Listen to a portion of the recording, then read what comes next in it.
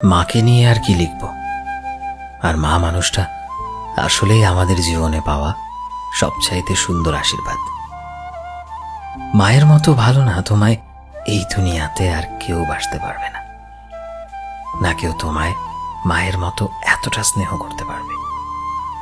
তোমার হাজারো জেদ, হাজারো অভিমান যাই করো না কেন, তবুও সেই মায়েরাই বলবে, কিরে কি খাবি, কি রাঁধবো তোর জন্য।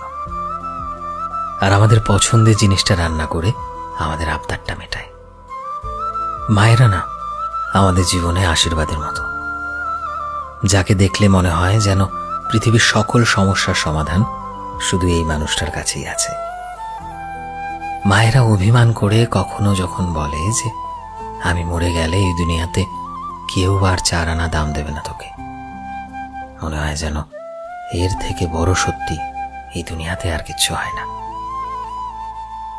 এই দুনিয়াতে এত মানুষ থাকলেও মুখ ফুটে যেই মানুষটার কাছে আবদার করা যায়, রাগ করার পরেও ঠিক পরের মুহূর্তে আমাদের কাছে টেনে নেয়, সে মানুষটাই আমাদের মা।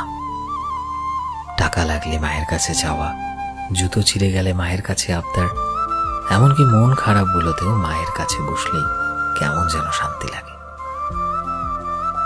আমার মাঝে মধ্যে মনে হয় যে এই পৃথিবীতে ভগবান আছে কিনা জানি না, তবুও ভগবান যদি থেকে থাকে তবে সেটা আমার মায়ের মাঝেই আছে। ভগবান হয়তো দুনিয়াতে আসতে পারেনি, তাই তিনি আমাদের সবার জীবনে মাকে পাঠিয়েছেন। ভালো থাকুক পৃথিবীর সকল মা। আই লাভ ইউ মা।